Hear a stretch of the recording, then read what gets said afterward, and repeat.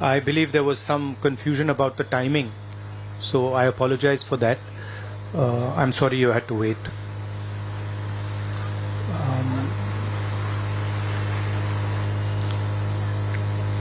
Of course, the current flavor is the G20,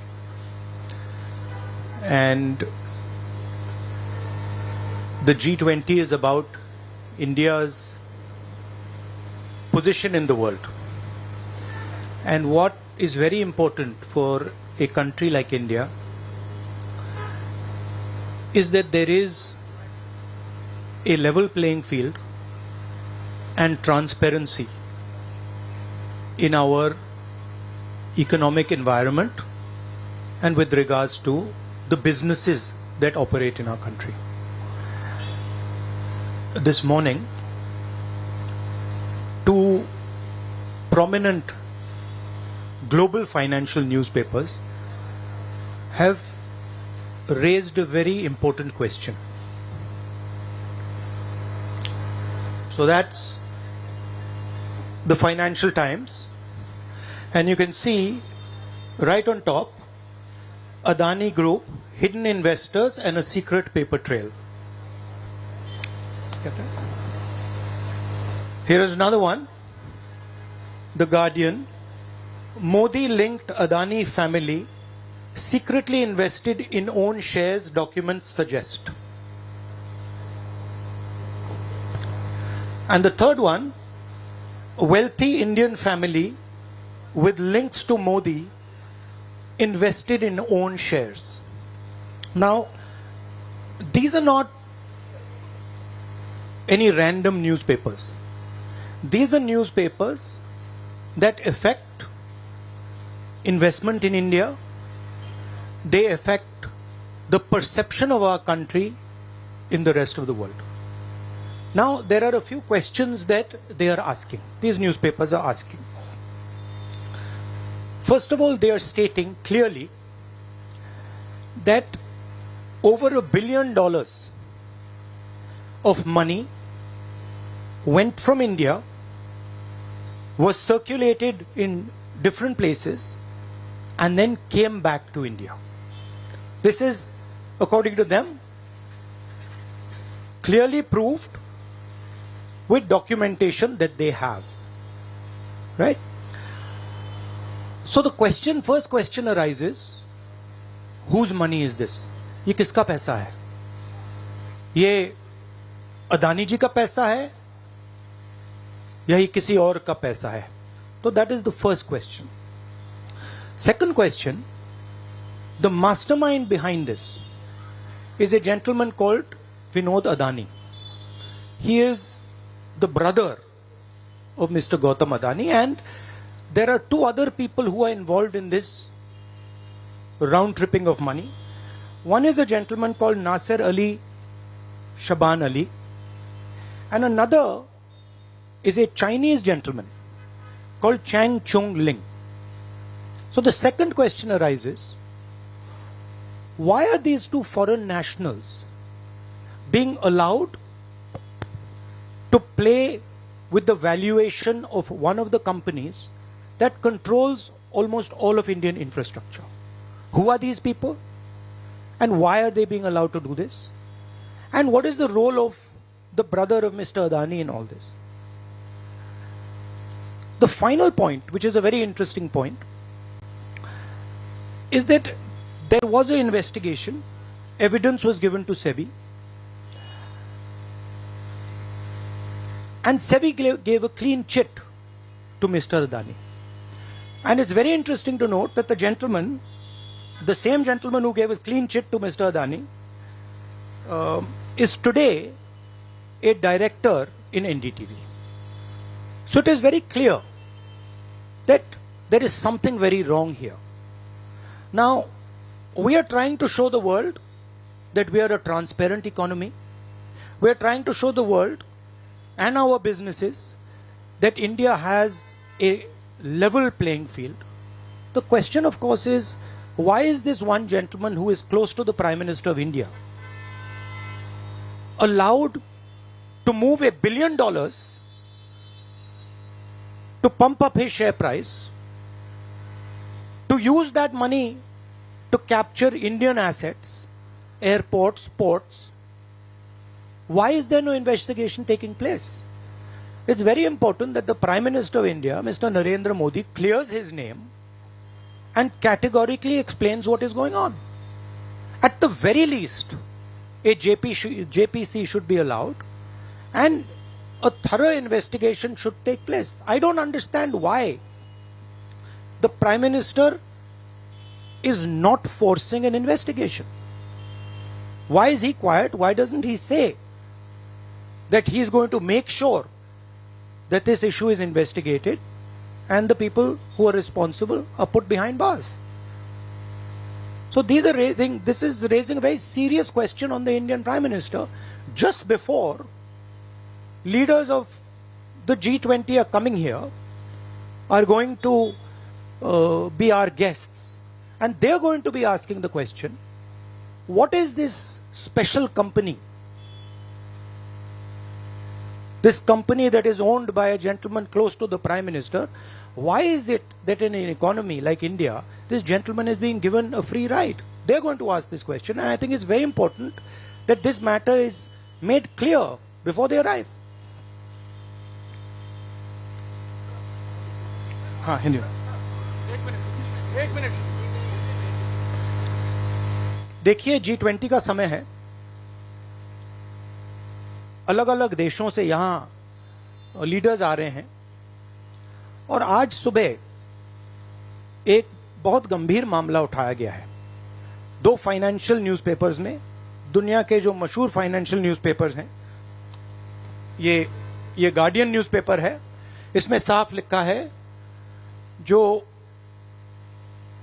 Modi linked Adani family secretly invested in own shares, document suggest. मतलब एक परिवार जो मोदी जी के बहुत करीब है, उसने अपने शेयर में अपना पैसा इन्वेस्ट किया शेयर प्राइस को इन्फ्लेट करने के लिए। दूसरा, यहां फाइनेंशियल टाइम्स अखबार है, इसमें लिखा है hidden investors and a secret paper trail. और ये गार्डियन की अंदर का पेज है, wealthy Indian family with links to Modi invested in own shares. मतलब $1 बिलियन हिंदुस्तान से अदानी जी की कंपनी के नेटवर्क के थ्रू अलग अलग देशों में गया और फिर वापस आया,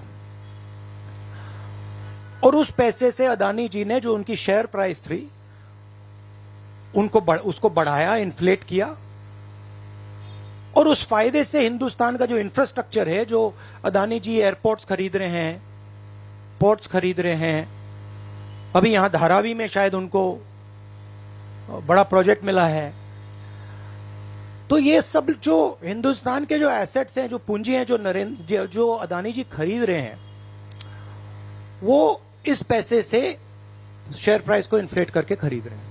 तो ये सवाल इन्होंने उठाया है और उन्होंने कहा है कि उनके पास सबूत है, पेपर ट्रेल है, इंटरनल ईमेल्स हैं, डॉक्यूमेंट्स हैं। तो सबसे पहले सवाल उठता है, ये जो पैसा यूज किया जा रहा है, ये किसका है? ये अदानी जी का है या ये किसी और का है? और अगर किसी और का है तो वो किसका है? ये सबसे पहला सवाल है। दूसरा सवाल है कि इस काम को करने के लिए मास्टरमाइंड विनोद अदानी जी हैं, जो उनके भाई हैं, गौतम अदानी जी के भाई हैं, मगर उनके साथ उनके दो बिजनेस पार्टनर और हैं।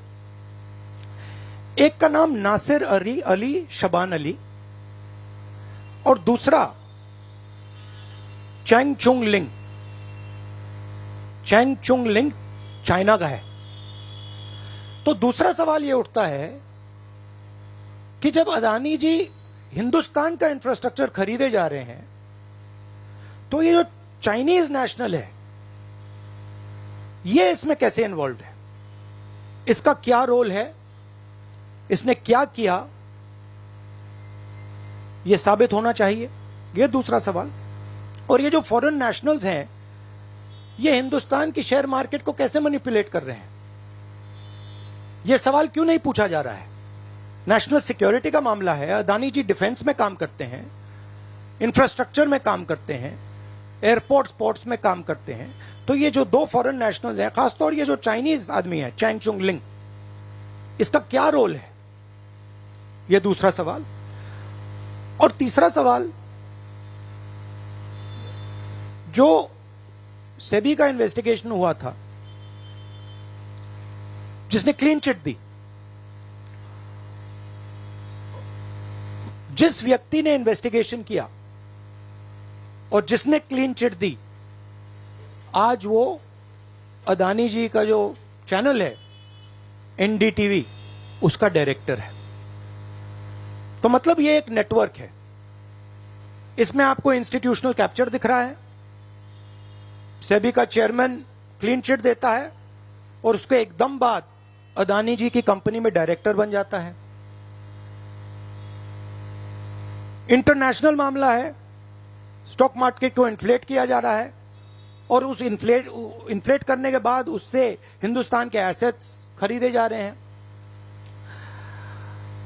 तो सवाल ये उठता है, इसके बारे में प्रधानमंत्री कुछ क्यों नहीं कर रहे हैं, शांत क्यों हैं? यहां पे फॉरेन न्यूज़पेपर ने साफ कहा है, wealthy Indian family with links to Modi. मतलब अखबार कह रहा है कि नरेंद्र मोदी जी का अदानी जी का रिश्ता है। सवाल उठता है क्या रिश्ता है? और ये जो एजेंसीज हैं, सीबीआई है, ईडी है, ये अदानी जी पर रिसर्च क्यों नहीं कर रही हैं? ये अदानी जी को इंटेरोगेट क्यों नहीं कर रही हैं? ये सवाल उठता है। हिंदुस्तान का रेप्यूटेशन लाइन पे है।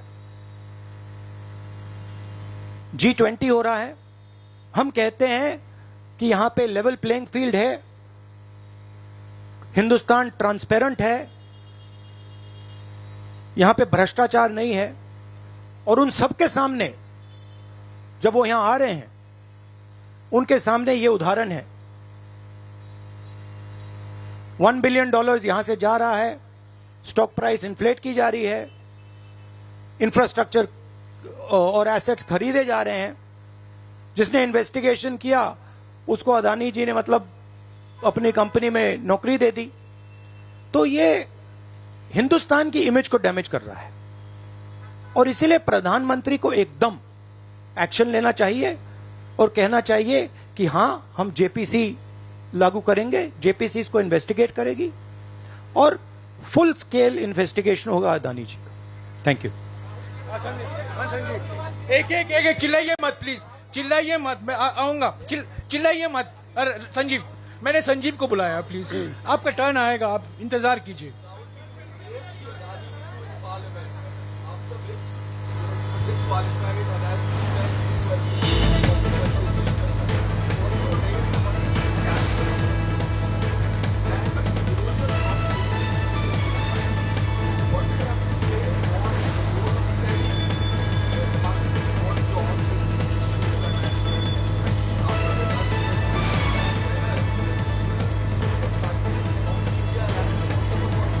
I mean, what is amazing to me is that the gentleman who has done the investigation, right, he is today an employee of Mr. Adani.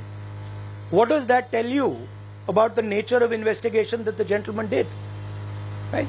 So, it is pretty clear that no investigation took place, and the only reason no investigation took place is because the Prime Minister didn't want an investigation to take place. Mr. Adani cannot stop an investigation. The Prime Minister can. With regards to the India alliance, this is a national issue. This is not an issue of any one party. This is a national issue. This is an issue that affects India's reputation, right? Especially because now there is the G20 taking place, and India's reputation and the Prime Minister's reputation is on the line. There are 20 guests coming, and right in front of them, two of the biggest financial dailies in the world have said that the Prime Minister is involved with Mr. Adani.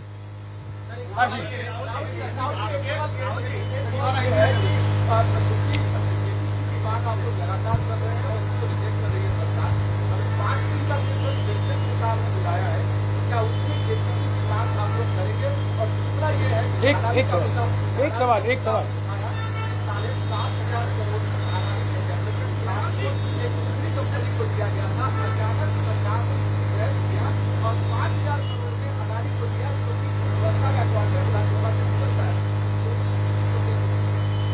नहीं, issue एक ही है।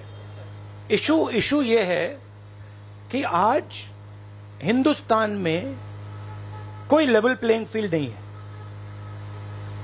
अदानी जी हैं, वो हिंदुस्तान के कोई भी asset को खरीद सकते हैं, चाहे वो धारावी हो, मुंबई एयरपोर्ट हो, सीमेंट कंपनी हो, डिफेंस कंपनी हो। मैंने अपने भाषण में कहा था, प्रधानमंत्री फॉरेन टूर पे जाते हैं, अदानी जी उनके साथ जाते थे, उसके एकदम बाद उनको अदानी जी को बड़े बड़े कॉन्ट्रैक्ट्स मिल जाते हैं। तो सवाल लेवल प्लेइंग फील्ड का है। सिर्फ एक व्यक्ति को प्रधानमंत्री इस प्रकार से क्यों प्रोटेक्ट कर रहे हैं, और एक व्यक्ति हिंदुस्तान के सब एसेट खरीद रहा है, और क्लियरली उस व्यक्ति ने कुछ गलत तो किया है। $1 बिलियन यहां से गए हैं, किसका पैसा है? प्रधानमंत्री को पता लगाना चाहिए किसका है, और देश को यह पता चलना चाहिए है किसका पैसा। अभी हो गया thank you brother.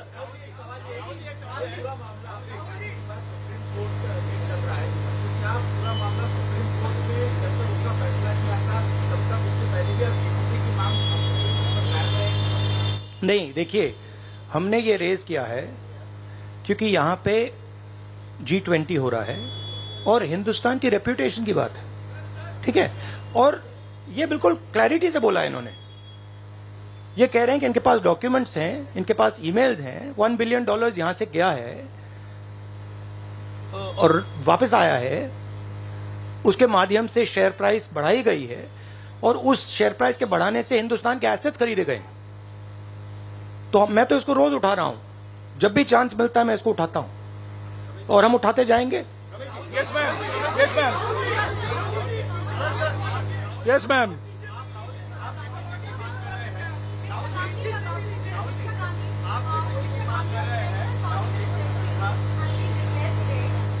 In the name of Amrit Kaur and G20, do you think that this is another indicator and it's planning for the election? Maybe I think it's an indicator of a little panic. Same type of panic that happened when I spoke in Parliament House. Panic that suddenly made them revoke my Parliament membership. So I think it is panic because these matters are very close to the Prime Minister. And whenever you touch the Adani matter, the Prime Minister gets very uncomfortable and very nervous. Yes, Suryavanshi ji. Suryavanshi ji. एक minute, Suryavanshi जी।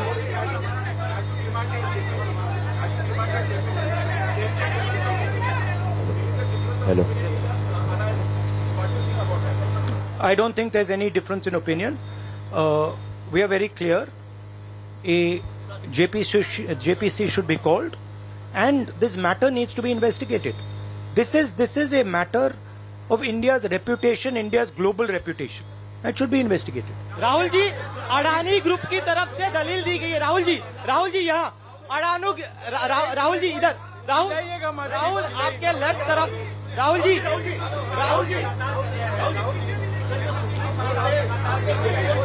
एक सवाल एक समय। हाँ जी, सेबी का जवाब वहां पर यह है कि वो कुछ मीडियंस का इंतजार कर रहे हैं। आप जो कॉन्स्टिट्यूशनल बेंच की हियरिंग चल रही है उसको किस तरीके से देखते हैं? क्या आपको लगता है कि वो इनसफिशिएंट है, पोस्टपोनमेंट हो रहा है अभी की रिपोर्ट? देखिए, मैं दोहरा रहा हूं कि ये हिंदुस्तान के रेपुटेशन का मामला है, ठीक है। हमारे सामने G20 है, यहां पे दुनिया के लीडर्स आ रहे हैं और यहां पे प्रधानमंत्री पे डायरेक्टली सवाल उठाया गया है। And prime minister should come clean. Prime minister should say yes, I announce a JPC. I announce an investigation into Mr. Adani. I announce an investigation into this, क्या नाम है उसका चाइनीज वाले का Chang Chung Ling. I announce an investigation into this Chang Chung Ling man and also into this Nasser Ali Shaban Ali man. Right? So this is the duty of the Prime Minister. शुक्रिया आप लोग सब चाय के लिए आमंत्रित हैं Thank you very much.